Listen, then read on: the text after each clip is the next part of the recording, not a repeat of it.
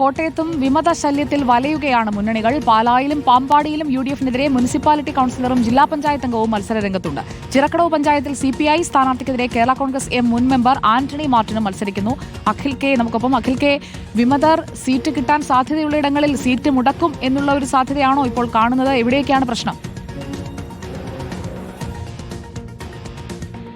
തീർച്ചയായും അത്തരത്തിൽ തന്നെയാണ്. കാരണം ഏറെ പ്രതീക്ഷ വെക്കുന്നത് ഇതിൽ പാലാ മുനിസിപ്പാലിറ്റിയിൽ എത്താണോ വലിയ വിജയപ്രതീക്ഷയാണ് UDF മുന്നോട്ട് വെക്കുന്നത്. പക്ഷേ അതിലൊരു കല്ലുകടിയാവുകയാണ് ഇപ്പോൾ ഈ മായ രാഹുൽ എന്ന് പറയുന്ന നിലവിലെ മെമ്പറുടെ ഒരു സ്ഥാനാർത്ഥിത്വം എന്ന് പറയുന്നത്. അവിടെ UDF കൈപ്പത്തി ചിഹ്നത്തിൽ മത്സരിക്കുന്ന സ്ഥാനാർത്ഥിക്കെതിരായാണ് ഇപ്പോൾ ഇത്തരത്തിൽ മായ സ്വതന്ത്രയെ മത്സരിക്കുന്നത്. അതിൽ പ്രധാന കാര്യമെന്ന് പറയുന്നത് ഇവർ സീറ്റ് ആവശ്യപ്പെട്ടു, നൽകിയില്ല. ആ വാർഡിലുള്ള ആളുകളെ സ്ഥാനാർത്ഥിയാക്കണമെന്ന ആവശ്യം നേതൃത്വത്തോട് വെച്ചു. പക്ഷേ വാർഡിന് പുറത്തുള്ള ഒരാളെ കൊണ്ടുവന്ന് ഈ സ്ഥാനാർത്ഥിയാക്കിയതിൽ വിയോജിപ്പ് തന്നെയാണ് ഇത്തരത്തിൽ ഒരു സ്ഥാനാർത്ഥിത്വത്തിലേക്കും വിമത സ്ഥാനാർത്ഥി മത്സരിക്കുന്നതിലേക്കും എത്തിച്ചെന്നുള്ളതാണ് മറ്റൊരു പ്രധാനപ്പെട്ട കാര്യം എന്ന് പറയുന്നത്. ഈ ജില്ലാ പഞ്ചായത്തിലേക്കാണ്, ബ്ലോക്ക് പഞ്ചായത്തിലേക്കാണ്.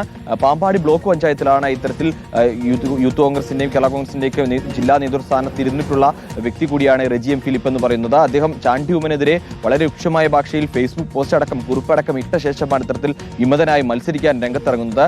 ആ മേഖലയിലൊക്കെ ഇത്തിരി സ്വാധീനം മണർക്കാട് ഭാഗത്ത് സ്വാധീനമുള്ള ഒരു യുവ നേതാവ് കൂടിയാണ് റെജി എം ഫിലിപ്പ് എന്ന് പറയുന്നത്. ഈ ചാണ്ടി ഉമ്മ MLA യോട് ആവശ്യപ്പെട്ടിരുന്നു. കഴിഞ്ഞ തവണ അദ്ദേഹം ജില്ലാ പഞ്ചായത്തിലേക്ക് മത്സരിക്കുകയും അയർക്കുന്നതും വിജയിക്കുകയും ചെയ്ത വ്യക്തി കൂടിയാണ്. അപ്പോൾ അത്തരത്തിൽ ഇത്തവണ ഈ വീണ്ടും മത്സരിക്കാൻ അവസരം, അതായത് ബ്ലോക്ക് പഞ്ചായത്തിലേക്ക് മത്സരിക്കാൻ അവസരം നൽകണമെന്ന് പറഞ്ഞു. പക്ഷേ പാർട്ടി നേതൃത്വം അത് നൽകാതിരുന്നതോടുകൂടിയാണ് ഇത്തരത്തിൽ ചാണ്ടി ഉമ്മൻ വാഗ്ദാനം നൽകി തന്നെ ചതിച്ചു എന്നൊക്കെയാണ് അദ്ദേഹം ഉപയോഗിച്ച വാക്കുകൾ എന്ന് പറയുന്നത്. തനിക്ക് സീറ്റ് നൽകാമെന്ന് പറഞ്ഞു. ചാണ്ടി ഉമ്മനെ വിശ്വസിച്ച് ഇപ്പോഴും കൂടെ നടക്കുന്ന ആളുകളൊക്കെ ചാണ്ടി ഉമ്മനെ യഥാർത്ഥ മുഖം തിരിച്ചറിയണമെന്ന തരത്തിലുള്ള ഫേസ്ബുക്ക് പോസ്റ്റുകളൊക്കെ കുറിപ്പടക്കം എഴുതിയിട്ട ശേഷമായിരുന്നു എന്തായാലും ഇപ്പോൾ ഈ ഒരു വിമത സ്ഥാനാർത്ഥിയായിട്ട് അല്ലെങ്കിൽ കോൺഗ്രസിന് വലിയ തലവേദന സൃഷ്ടിച്ചുകൊണ്ട് ഈ മണർക്കാട് ഡിവിഷനിൽ ഇപ്പോൾ എന്തായാലും റെജി എം ഫിലിപ്പും മത്സരിക്കുന്നത്. പൊതുവിൽ എവിടെയും ഈ CPM-നെ കുറിച്ച് അത്ര പ്രശ്നങ്ങൾ ഉണ്ടാവാറില്ല. പക്ഷേ ഇത്തവണ LDF-നും അത്തരത്തിലൊരു കല്ലുകടിയുണ്ട്. അത് ഈ CPI-ക്ക് എതിരായിട്ടാണ് ഇത്തരത്തിൽ ഒരു സ്ഥാനാർത്ഥി വന്നിരിക്കുന്നത്. കേരള കോൺഗ്രസിന്റെയാണ്. പക്ഷേ അദ്ദേഹം കേരള കോൺഗ്രസ് സ്ഥാനങ്ങളൊക്കെ തന്നെ രാജിവെച്ചിട്ടുണ്ട്. മുന്നണിക്ക് കേരള കോൺഗ്രസിന് അതിൽ താല്പര്യമില്ല.